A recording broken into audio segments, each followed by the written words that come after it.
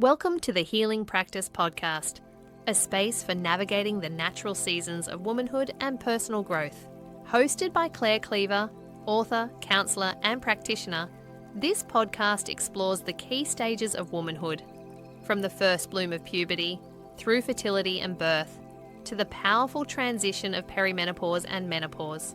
Drawing on years of experience supporting women and families, Claire shares practical insights and reflective tools designed to restore balance, release what's been held, and support emotional and physical well-being. This podcast is about listening, understanding, and walking your path with greater clarity and compassion. Wherever you are on your journey, you're welcome here. Today's podcast is about menopause as a coming home to, as opposed to running away from it, which is often what we want to do because it involves a lot of particular symptoms that we are almost warned off, that menopause is the ending of our fertile phase, and yet it's anything but. So this podcast is readdressing, if you like, not a breakdown, in fact, but a breakthrough.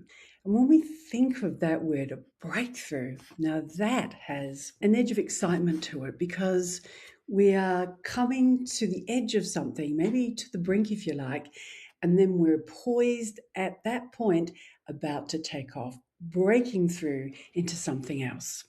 So that is a unique time, and it's really important to bring this richness of message to women who are going through menopause, perimenopause, leading up to that breakthrough, to the next phase of who they are. And I am constantly reminded and inspired by the journey of women, how they do things. For instance, I'm going to the gym at the moment, and it's a female gym, all women, owned by a female owner. There's not a male to be seen in sight, except for some of the women's younger children, because after school, that sort of stuff. And they're just in the background, mucking around, playing on the rowing machine, on the big Swiss ball, that sort of stuff. So they're fine. Their needs are being taken care of.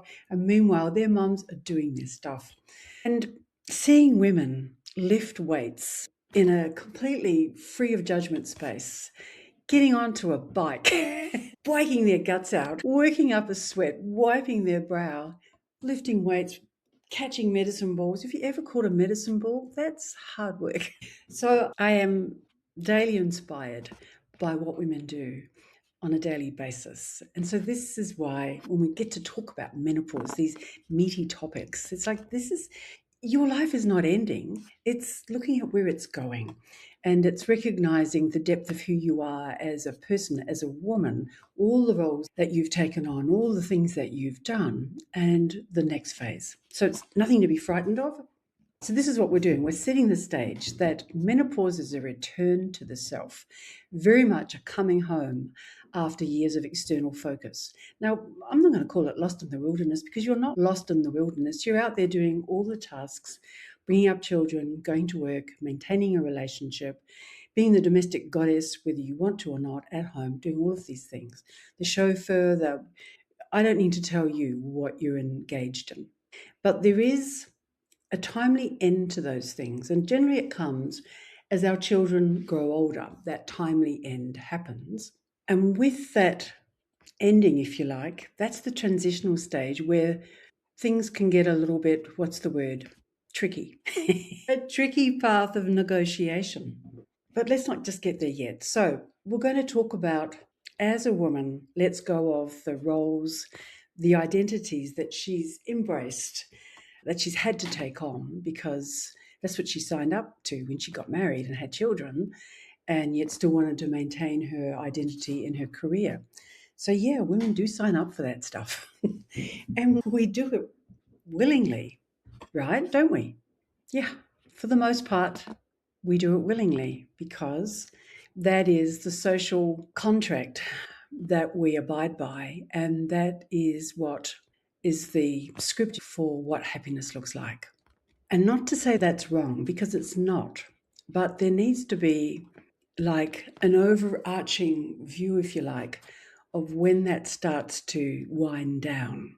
And perimenopause is that time when women see the writing on the wall, those moments when they just can't hold the emotional stuff of their loved ones in the house anymore. It's just that one little thing, and it's like the straw that breaks the camel's back. And in those intense, I absolutely hate everybody, even though I love you to bits. I just want to get out of this house. Just get me out of this house. And in that moment, yeah, hair pulling and like, oh, and sort of almost chest beating. I'm making those deep groans of, don't they get it?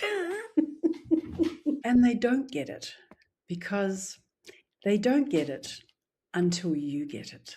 Because while you still keep on doing what you're doing, serving up your best self, being available, because that's part of being a woman and a mother, the socialization of that contract that we give until we can't, for whatever reason we can't anymore.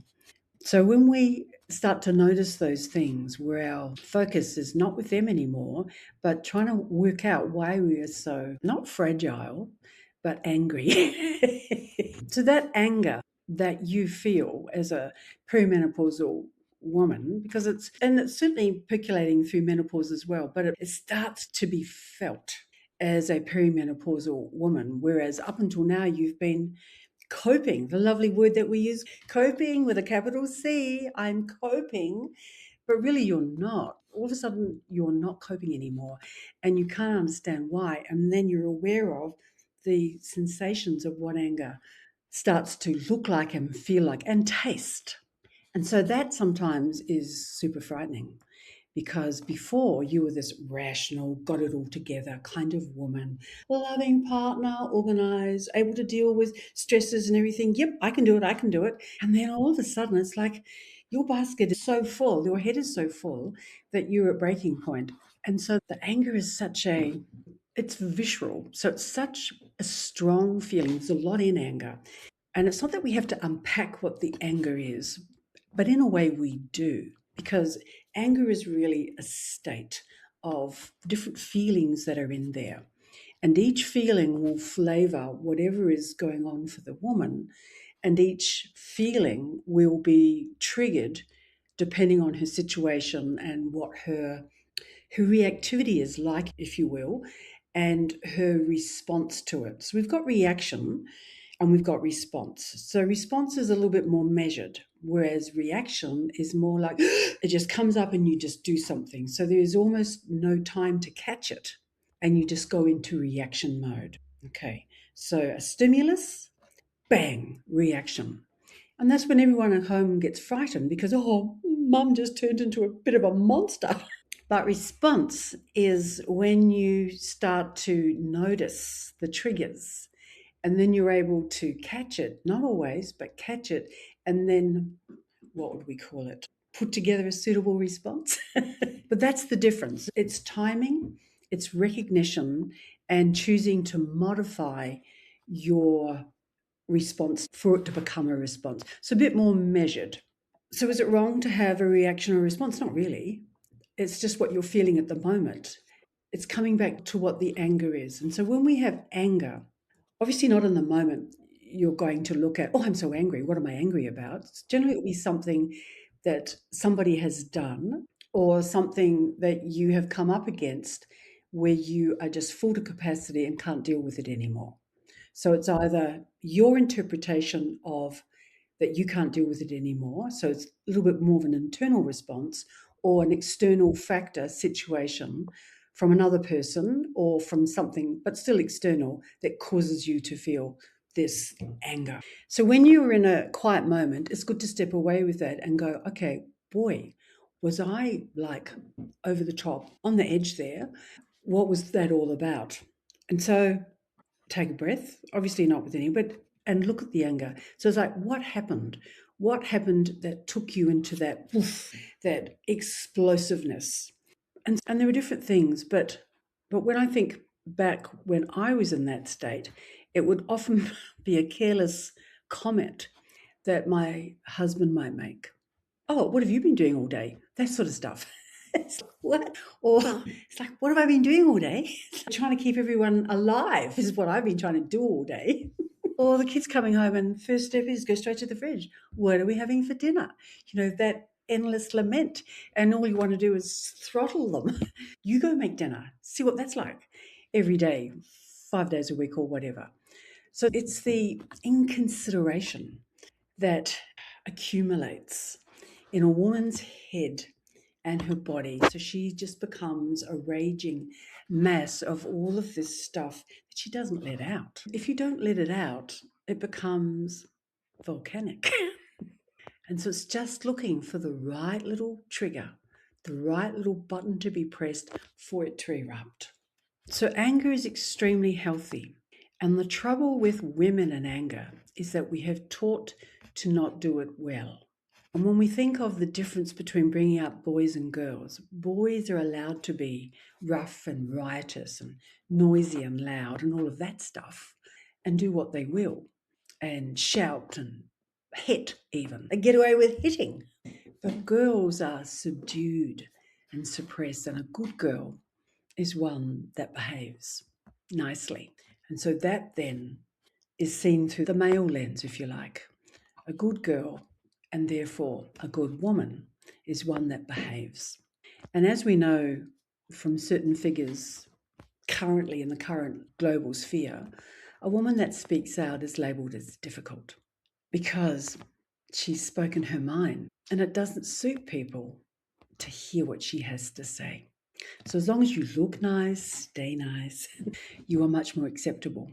And perimenopause then runs the gauntlet of those feelings surging through a woman's body. And when I mean body, the whole embodied aspect of her mind, her emotional space, her field, her physical body. And of course, there's a lot going on in her physical body in terms of her hormonal regulation, her vagus nerve, enjoying life in the way that she thought she did and now doesn't. And that whole like, oh, but I thought my life was great and now it's all tipped over or it's gone around this corner that I can't quite control.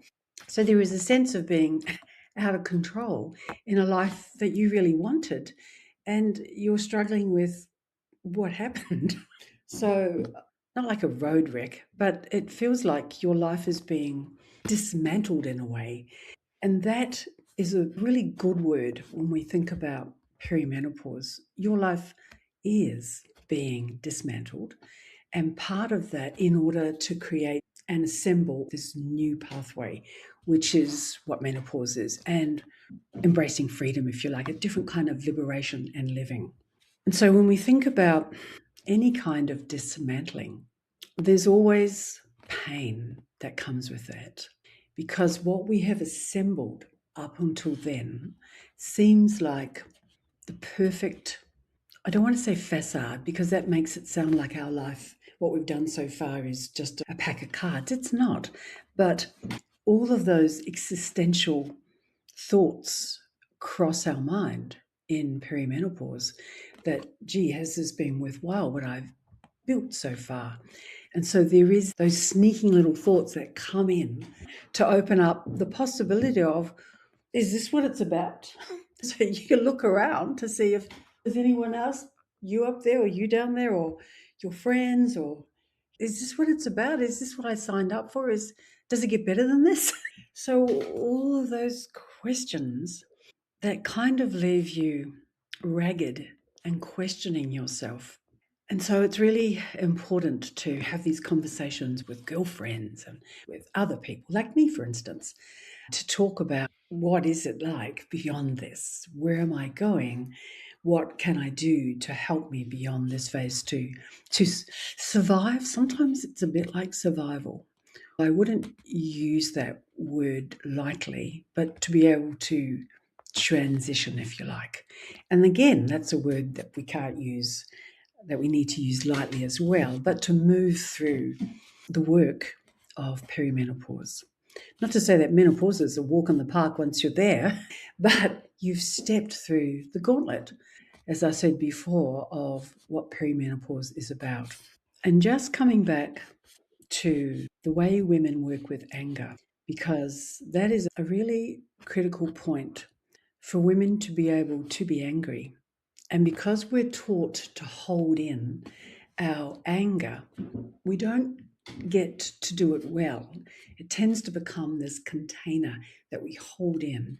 And then there's the damage that can happen in a physical way when we hold on to that. And I often think that if women were able to be more angry more easily, not only does it train them to be more skillful in how they deliver their anger, but that anger is skillfully let out more regularly, more easily, with more understanding of what that anger was about. But it doesn't stay within, because when we keep things within, that percolation of anger becomes, over time, fermentation.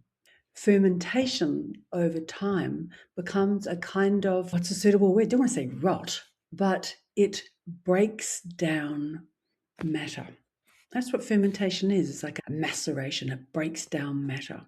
And that is a harmful process, especially in the visceral, in the organs, which are all viscera, in that part of a woman's body where she wants to be feeling strong within herself, in her pelvis, in her uterus, so it doesn't give rise to anything unnecessary in that area. And so that's why it's important to be able to use your anger skillfully. And there are different ways in doing that. I remember when I was training as a counsellor and we had to learn I statements. Now, you may already be all over what I statements are. And a lot of people hate them because, oh, it's so boring. I have to rework what I say in an I statement. But the point of an I statement is that it's that you are articulating what you're saying coming from you, as opposed to it being an accusatory statement. For instance, let's think of a quick example. There are so many. Which one to pick? Like the old classics, like domestic bliss always brings out the worst and it's, oh, you didn't put the dishes away. That sort of stuff. And you can hear the tone, you didn't put the dishes away. If someone says that to you, what do you think is going to happen? Exactly. Someone's going to get snappy and snarly, right? And not want to put the dishes away. Or if they do, they'll say, oh, yeah, I'll get to it, that sort of stuff. You're not inviting a suitable response in that way. So, for instance, you would say, oh, I thought it was your turn to put the dishes away. Okay. Because that was perhaps the arrangement or whatever. So that I thought, that's very clearly you're owning the statement. I thought you were putting the dishes away. Still a bit of oof there in the you, but the I thought means that you're owning it. So that's a simple way of putting the I in front of it and what your feeling or understanding of that little situation was, so the person doesn't feel attacked. So it's really useful to play with that. And now we all have iPhones, so we're immediately available whenever anyone wants to call us. It's, oh, you didn't call me at that time, or you didn't pick me up, or whatever it was. It was your job to pick up your daughter or whatever. And then, but if you preface it with, I thought you were going to do that. And so it invites the question, but not the accusation. It brings the person into the conversation and they have to go, oh, yeah, I was supposed to do that. So that invites the engagement as opposed to the disengagement when you attack somebody. So that's just a simple way to do it without it being a big deal. And that comes at such a cost. It's the expectation of women's roles in family, particularly. Is you're supposed to be the mother and the wife and the cook and the blah, blah, blah, and all that kind of stuff. So exactly, suck it up. So but you haven't given away your right to say, actually, I don't want to do this and I don't want to do that. And the invitation is, how do you work through this big juncture, if you like, which is what perimenopause is all about, in order to make menopause that wonderful jumping off, that liberating breakthrough that we talked about at the beginning. And often women just don't have the language to understand how to articulate what they're feeling. And so when you haven't learnt the language of, dare I say, saying no, having boundaries and values, and all of those, they're all tied in together. And saying no was something that little girls were not taught. You're not supposed to say no. You're supposed to be nice and agreeable and you say yes to everything. And if you don't say no, you still put on a smile. If your uncle hugs you or something like that and you don't want to do it, you still have to be affable and smile and accept the hug, even though they might be creepy and yucky and smell horrible.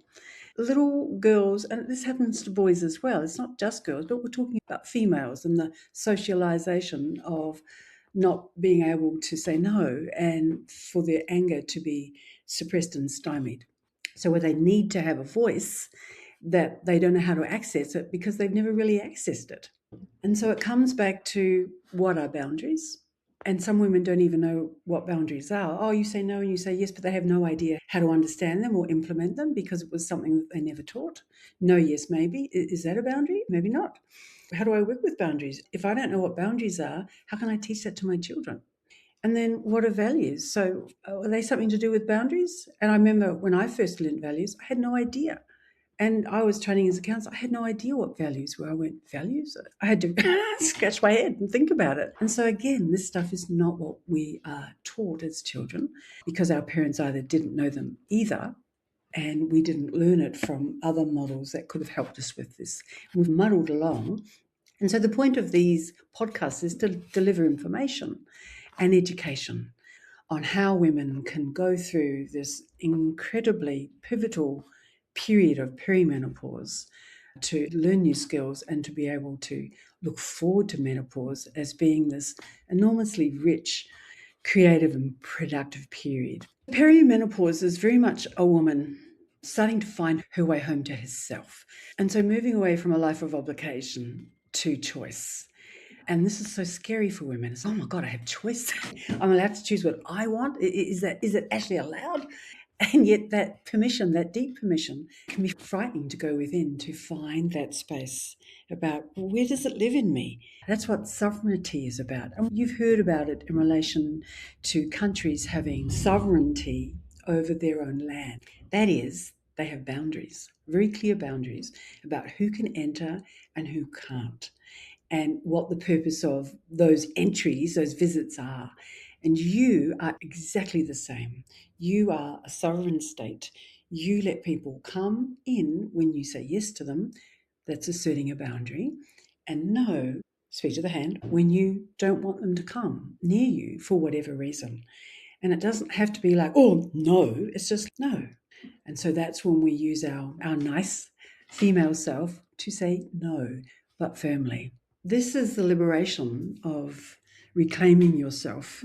And when you come back to your home within you, that emotional part, the spirit, your spiritual self, which is all encompassing. You're a body, you're an emotional self, you're a spiritual self. We're all one. We just divide it into parts because it seems easier. Fine. But nonetheless, you are coming home to all of you. And that is the purpose of this particular stressful journey of perimenopause into the next stage, finding your way home to you. Menopause is a powerful sacred rite of passage, and that enables women to step into their most empowered and authentic selves. And you've probably heard these expressions, but they cannot be overstated enough.